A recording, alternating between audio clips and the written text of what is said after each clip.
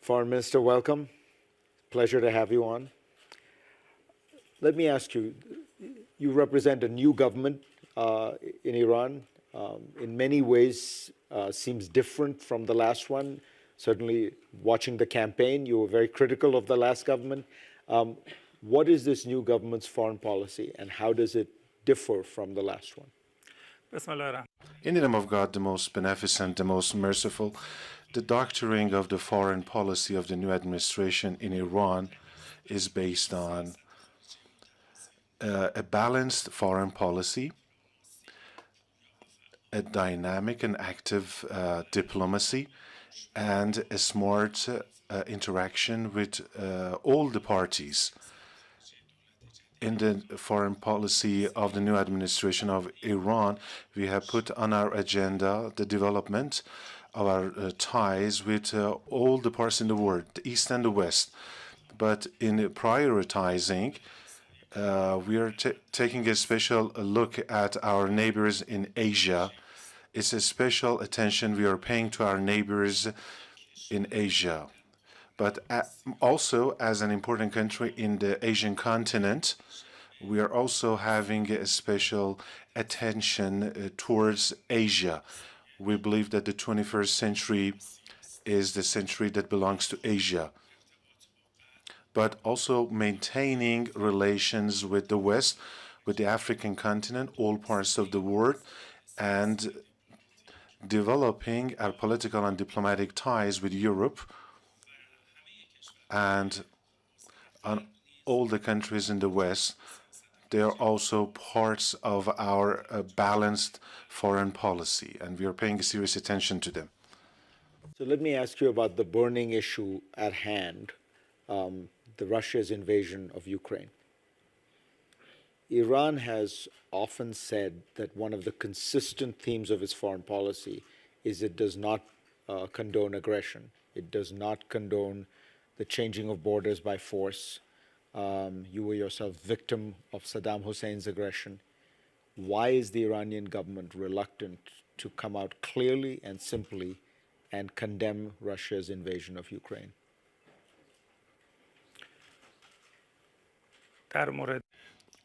Regarding Ukraine, first of all, what happened there, the war and the military operation, it was something that we strongly condemned. Even the supreme leader of Iran at the highest level in the Islamic Republic of Iran clearly and publicly declared that we are opposed to war. As we are...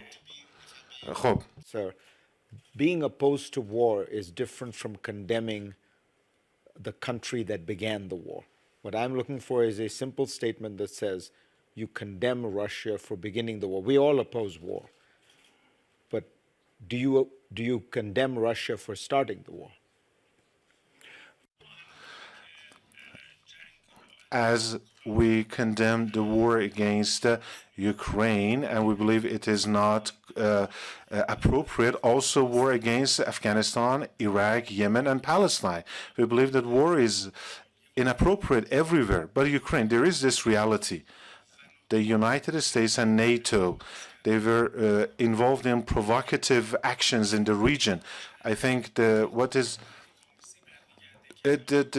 provocations done by the United States and NATO in order to justify their presence and also their enlargement and provoke Kremlin into this. This is a reality that has to come to our attention. But this solution for that, is it war? No. We support dialogue and diplomacy. I have talked twice with Mr. Lavrov, also the Ukrainian foreign minister. Last week, I proposed to Mr. Lavrov that we are ready to host both of you, Ukraine and Russia. War has to come to an end, and those Ukrainian displaced people and this humanitarian tragedy, it pains every human being's heart, and I hope that our efforts will help to bring the war to a halt and help the political process And we don't have any double standard. Ukraine, Afghanistan, Yemen, anywhere in the world, if the human rights are violated, anywhere there is war and aggression, we are opposed to it and we condemn it. The Russian foreign minister take you up on your offer, because Russia does not seem at all interested in negotiating right now. It continues to fight and take territory from Ukraine. You know, Mr. Farid Zakaria, where the problem is, Russia is blaming Ukraine that Ukraine is not after negotiations and the stop of the war, and Ukraine is doing the same and accusing Russia of the same thing. But I am of the belief that we should all try so that the Ukrainian war will come to an end as soon as possible, and that the problems will be settled between Russia and Ukraine through political dialogue that is affecting vastly the whole world. Let me ask you about the so-called Iran nuclear deal, the JCPOA. Rob Malley, the American official who is in charge of handling that portfolio, said recently that the prospects for the deal being renewed are tenuous at best, fragile, cast doubt that it would happen. Do you share that view, that the Iran nuclear deal is unlikely to come back into force? Just like the foreign minister of the United States, the foreign secretary, and also Mr. Rob Malley, I am facing a lot of pressure coming from my parliament. There are strong people inside both countries that are against the revival of JCPOA for their own reasons. Of course, we are receiving messages from Rob Malley and some of the officials of the United States at the highest level, Mr. Biden himself, that are a little bit different from what we hear from them, the public statements that they make. It is understandable to me that Mr. Rob Malley is also considering domestic purposes, and we know how he's speaking before the Congress. But what we are exchanging messages through non-papers, through Mr. Enrique Mora or Mr. Borrell of the EU, or some of the foreign ministers in Europe, in my region. There are messages that are exchanged between us from the beginning of the new rounds of talks in order to revive JCPOA and bring them back to their commitments. The parties, the Islamic Republic of Iran has put on the table different initiatives. Recently, we put on the negotiating table a new initiative, but we think that Mr. Biden is facing some kind of inaction. I hope that the American side will act and behave realistically. The subject is important to us. The most important thing is that in the return of all the parties to JCPOA, we need to benefit from the economic gains of JCPOA. The elements of the Trump's maximum pressure policy should be removed. This is something that Mr. Biden said from the very beginning of his presidential campaign. You cannot return to JCPOA, but at the same time, Iran will be deprived of its economic gains. You cannot return to JCPOA, but the elements and the factors of Trump's maximum pressure policy are still there. Mr. Biden has to choose one of these. He has to decide. We are very serious about reaching a strong and good and lasting deal, and we are committed to it. Our nuclear program is totally peaceful. This is the American side that has to make the decision. We are keeping the window of diplomacy open, and we hope that if the Americans have a realistic approach, we will get to the point where we can make the deal. But Mr. Farid Zakaria, I have to say that with some regret that the national interests of the United States have been taken hostage by the Zionists. There are so many reasons to believe so. Let me ask you about what is reported to be the central issue that is the obstacle now, the designation of the IRGC as a terrorist organization, the Iranian Republican Guards. it seems to me from the outside that this is an issue outside of the nuclear deal. In other words, there are things that Iran or the Revolutionary Guard have done which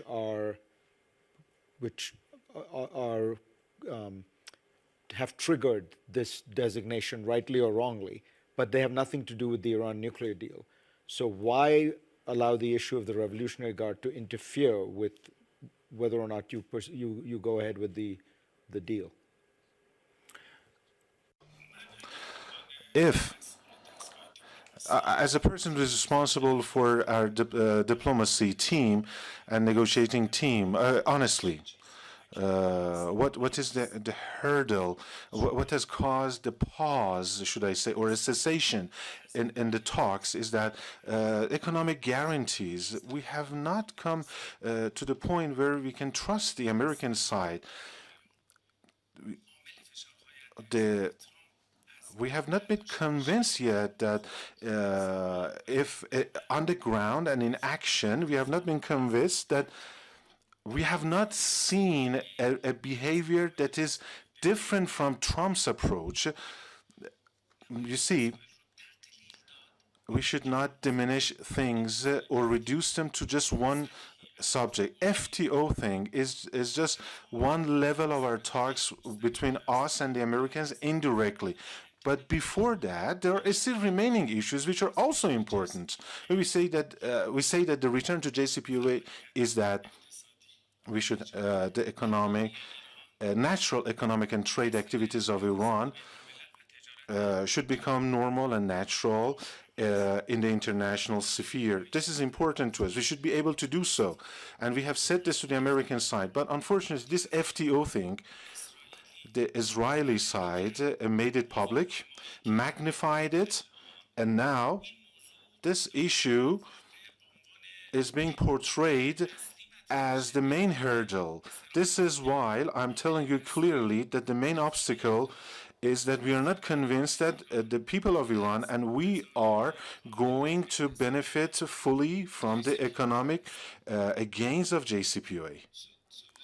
Because this is an important point. You're saying that if you had confidence that the U.S. would in fact remove the sanctions that were put in place by Trump and as part of his pulling out of the Iran deal, that is the core issue. You would not let the designation of the Revolutionary Guard as a foreign terrorist organization become the obstacle. You see, Mr. Zakaria,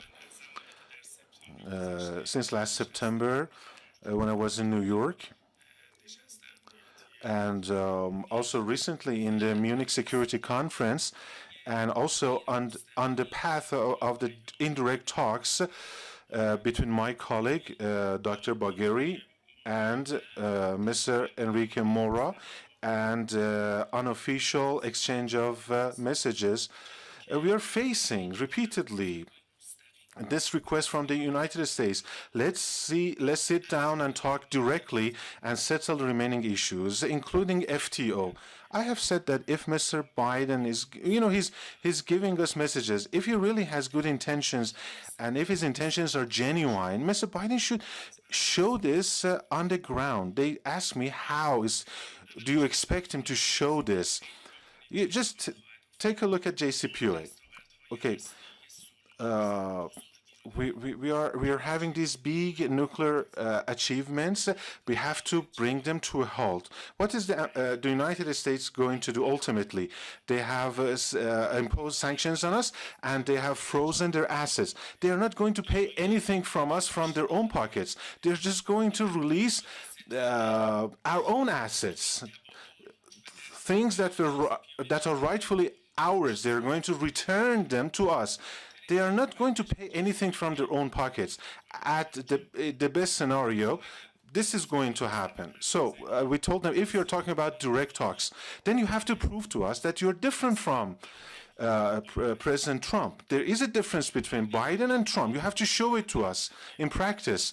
What we are still feeling that the maximum pressure policy of the Trump is still being repeated by Biden. There are still important issues remaining, but they're just, we want to make it simple. Okay, you have good intentions. You claim you have good intentions. We are ready. Give us economic guarantees and remove the elements of the maximum pressure policy of Trump. If you remove these are the important issues that are the most important issues to us that we have to focus on. But in the hue and cry of the media, there are things that are raised which are not right. Let me ask you,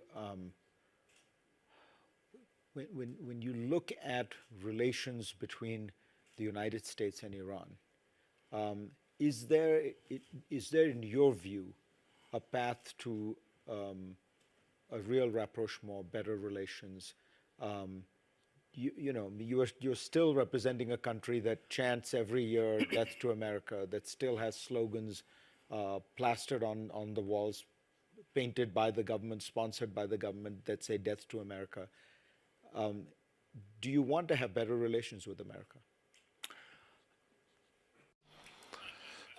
Usually, when a new administration comes into power, whether in Iran or in the US, the first thing that is raised is how the relationship between Tehran and Washington going to be. We have said this all the time, that we have this specific and clear principle in our foreign policy. Secondly, and the issue of this relationship between Iran and the U.S., the criterion is the behavior of the American side.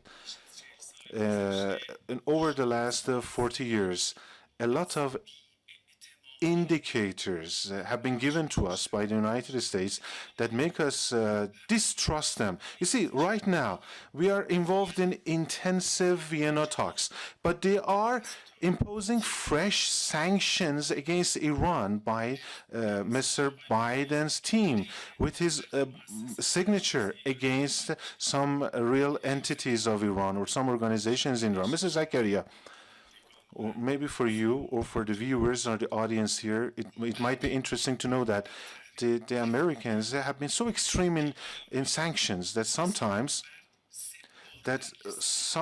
a person's name has been repeated 3 times. This is why the person passed away 10 years ago. He doesn't exist anymore. This is like a mania, sanction mania that the U.S. is facing. In order for the relationship between Iran and Washington to get to return to normalcy, we are going to decide about it based on the behavior of the U.S. And it is important for any kind of dialogue to have at least some semblance of trust between the two sides. If you return to the deal, and you know this question is being asked in the context of Russian oil potentially being more difficult to get. If you were to return to the deal, how much oil could Iran pump out a day? First of all, you know that the Islamic Republic of Iran has a lot of diverse potentialities in the field of energy, including petrochemicals, oil and gas, and also politically and economically in the area of transit, east to the west, north to the south. We are enjoying very good infrastructures and very good capacities. I think the capacities of the Islamic Republic of Iran, especially in the post-COVID era, can come to the serious attention of the whole world.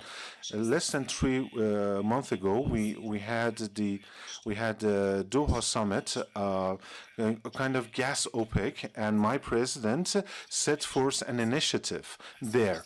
He said that the opportunity of gas should be utilized in order to mend the economic shape of the world in an appropriate way, and amongst all the producers and exporters and the consumers of gas, in order to revive the global economy, we set forth and propose very good ideas in that event. But the Islamic Republic of Iran, uh, when it comes to trade and economy, we have to get back to our natural status and standing. And naturally, we don't want to replace others or compete with others. We just we just want to use this capacity to help the global economy, both in energy and transit. Let me ask you about your relations with the other big country in the Middle East with which you have had tense relations, Saudi Arabia. The Saudi foreign minister says that there is a new opening is possible, or some words to that effect. Do you believe Saudi-Iranian relations are moving in a strikingly positive direction? Some days ago, I was in the United Arab Emirates. Mr. Mohammed bin Zayed, and then the new chief of UAE, I told him that a lot of things can change, but geography cannot change. The things that we have in common, they cannot change. You see, Iran and Saudi Arabia are two major important countries in the region, two influential countries in the region. We we didn't totally sever our diplomatic ties in a retaliatory move. It was the start of the new rule of Mr. Malik Salman that it made a decision based on, it wasn't a kind of emotional one and sever ties with Iran, not based on logics. But we have always kept the doors open. And if the Saudi Arabia is interested in that, to bring it to a normalcy, we will welcome it. Have they been more positive in recent months? I think in recent talks, especially in the last round that we held, we made good progress.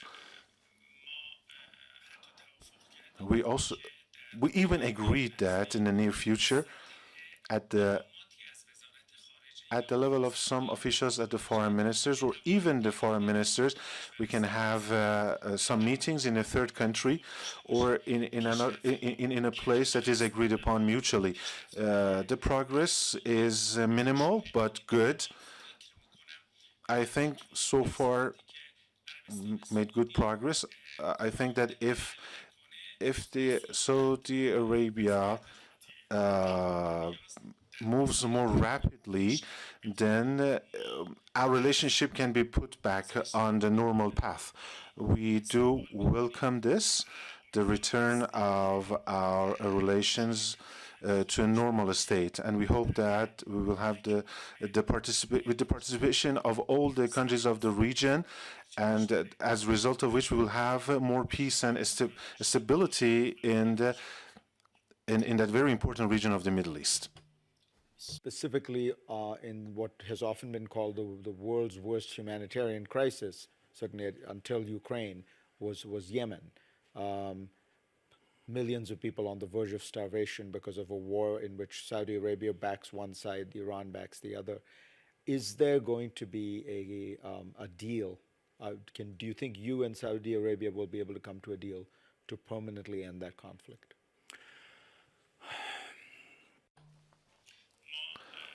We, with regards to Yemeni developments, we have always been on the positive side, and we believe that all the Yemeni parties, should play the role in the future of the Yemen, not just one faction or one current or one group. Of course, Ansarullah and his allies in the capital and the north of Yemen, over the past years, they have been able to stand against an aggression and somehow establish the safest regions against the terrorists. In the south, they were facing a lot of terrorist attacks. So in the very beginning, we thought that we declared that the start of the war was something wrong, and we believe that the ceasefire has to go on, and the human blockade of Yemen should be totally removed. All the Yemeni parties should sit around the table and decide for the future of their country. We do welcome the continuation of the ceasefire and any progress in those areas. Let me ask you about a report that's been out recently about something that happened 20 years ago in Iran, but is still important, which is the report says that Iran obtained secret documents from the secret IAEA documents, International Atomic Energy Agency, and used them to systematically and intentionally lie to the to the inspectors to conceal its nuclear program. I ask this because, of course, so much of this agreement depends on trust, and this is the kind of thing that makes people very wary of trusting Iran. Unfortunately, the Zionists are spreading a lot of lies. This is a scenario that has been repeated many times before. It is fabricated 20 years ago. The then prime minister of the Zionist regime claimed that Iran is going to have access to a nuclear bomb in less than 1 year. 20 years later, we have said this many times, that it is not in our beliefs. It has no place in our doctrine, in our defense or foreign policy. Nukes have no place. After 20 years, a lot of inspections carried out by IAEA, and they have said that Iranians are not after developing a nuclear bomb, but the Zionist regime is repeating this lie in different fashions. Yes. In JCPOA, we come to the point that if the American side decides realistically, then the deal is at hand. But this is something that the Zionists don't want to happen. That is why they're coming up with these stories, these tales. Let me quickly ask you about another hotspot in the region. There are so many, we could go on for another half hour, but what do you think is going to happen in Syria? Assad is firmly in control, but firmly in control of only a part of what was Syria. What is going to happen? What is happening in those other parts, and how will this issue get resolved? Or will Syria essentially permanently be divided now? You know that in less than 2 or 3 weeks, Mr. Bashar Assad, the president, was in Tehran. You know that in the war against the terrorists in Syria, we helped Syria. We helped the people of Syria. We didn't allow the terrorists to become rulers in Syria. If Daesh or ISIS would be brought into power in Syria or in Iraq, the world would be different now. We do believe that when it comes to Syria, there has to be a focus on the political dialogue and political solution. Yes, in Idlib, in Aleppo, in Idlib, the terrorists are depoted there, they are stationed there, and they have the support of the Americans. When I was the deputy foreign minister in Iran, and I was in charge of the file of Syria, they were making use of the United Nations tools so that there will be no harm to the terrorists. They were parts of the strategy of the United States. Likewise, in Afghanistan, intelligence shows that the making an instrumental use of the terrorism is one of the methods that is used by the intelligence services of the United States, is still doing so, despite the fact that in the media they're saying that they're fighting against the terrorists. but they are not in practice. In Syria, it has to be made clear what kind of country accepts that one of its biggest provinces will become a haven for the terrorists. No country. Number two, the foreign occupation of some parts of Syria should come to a stop. And on the path of interaction and dialogue, the people of Syria should be able to decide about their future. We are against the presence of terrorists in Syria. And at the same time, we believe that through dialogue and political process and getting away from the foreign interferences, people should be brought in so that they can decide for the future. And this is something that we support, the decision made by the people of Syria. Let me finally, we're out of time, but I just want one clarification on this very crucial issue of the Revolutionary Guards and the deal. So my understanding is that whether or not the Revolutionary Guard are designated as foreign terrorist organization makes no difference practically. Iran is in any case under sanctions and has from the United States from the 1980s. There is no additional sanction that comes with that. There's no additional curtailment of activity. It's a purely symbolic issue. So why would you let that distract you from whether or not you can get back into the deal? Is that fair to think about it? I think, first of all, the Americans know very well that if they want to return to JCPOA, what is it that they need to do? They know very well, full well, what it is required from them. President Biden knows very well, understands very well. What does it require? Just the economic. He knows very well what he should do. The most important thing is that the economic sanctions need to be lifted in an effective way. The most important thing is that the maximum pressure policy of the Trump era, the factors, the elements there need to be removed. We are not asking for much, but reducing these fundamental things to just one subject and focusing on it, I think this is not a good behavior. This is not a good reaction. The Americans know very well what the realities are, what is happening on the ground, and what they should do. We have kept the window of diplomacy open, and in order to reach a good and lasting deal, we are determined, we are serious about it,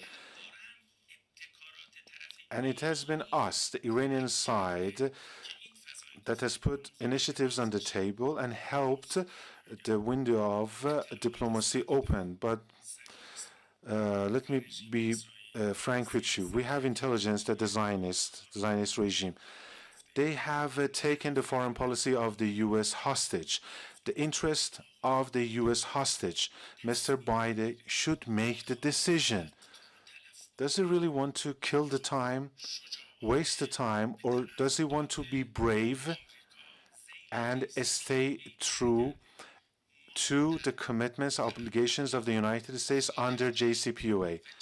We have been the most serious and most honest, and we have done the most accurate things. But now it is the United States that has to make the decision. And I think if the Zionist lobby